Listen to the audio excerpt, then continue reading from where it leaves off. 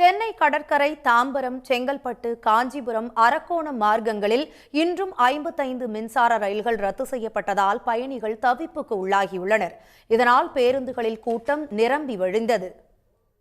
தாம்பரம் ரயில் நிலையத்தில் கடந்த 23ஆம் தேதி முதல் சிக்னல் மேம்பாடு உள்ளிட்ட பணிகள் நடைபெற்று வருகின்றன. இதனால் இன்று காலை 9 மணி முதல் பிற்பகல் 2:30 மணி வரையும், இரவு 10:20 மணி முதல் அதிகாலை 2:45 மணி வரையும் சென்னை கடற்கரை, தாம்பரம், கடற்கரை, செங்கல்பட்டு, கடற்கரை, அரக்கோணம், திருமால்பூர் கடற்கரை, காஞ்சிபுரம் கடற்கரை வழித்தடங்களில் 55 மின்சார ரயில்கள் ரத்து செய்யப்பட்டன. ரயில்கள் ரத்து செய்யப்பட்டதால் பேருந்துகளில் கூட்டம் அலைமோதியது.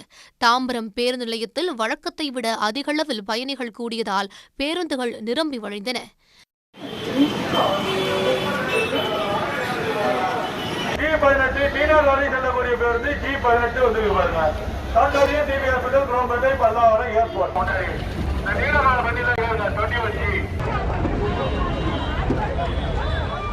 நான் இங்கேருந்து பாரிஸ் போகணும். ½ அன் ஹவராக வெயிட் பண்ணிட்டு இருக்கேன். இப்போ தான் ட்ரெயின் கேன்சல் ஆச்சுன்னு இன்ஃபார்ம் பண்ணாங்க. ரொம்ப கஷ்டமாக இருக்குது. பஸ்ஸும் கிடைக்கல டைமிங்க்கு.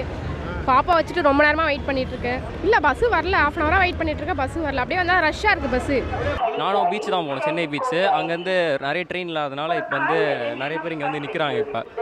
இப்போ ட்ரெயின் நிறைய விட்டாங்கன்னா இந்த மாதிரி கூட்டம் நிற்காது, நிறைய பேர் இருக்க மாட்டாங்க. செங்கல்பட்டு நுங்கம்பக்கம் தினமும் போயிடுவேன். இன்றைக்கி ட்ரெயின் கேன்சல் ஆச்சு. ரொம்ப வருத்தப்படுறேன். இன்றைக்கி கஷ்டம் ஆயிடுச்சு. இன்றைக்கி நான் செங்கல்பட்டு போனோம், வண்டி இல்லையா. மாற்ற வேறு என்ன இருக்குது, வேலையில் போயிட்டு பஸ் பிடிச்சி தான் போகணும் சார். வேறு வழி இல்லையா. அது கொஞ்சம் பேர் அதிகமாக இருக்குது. பஸ் பேர் ட்ரெயின்னா கம்மி தான். ட்ரெயினில் போகலான்னு வந்தோம், கோயிலுக்கு போகலான்னு வந்தோம்.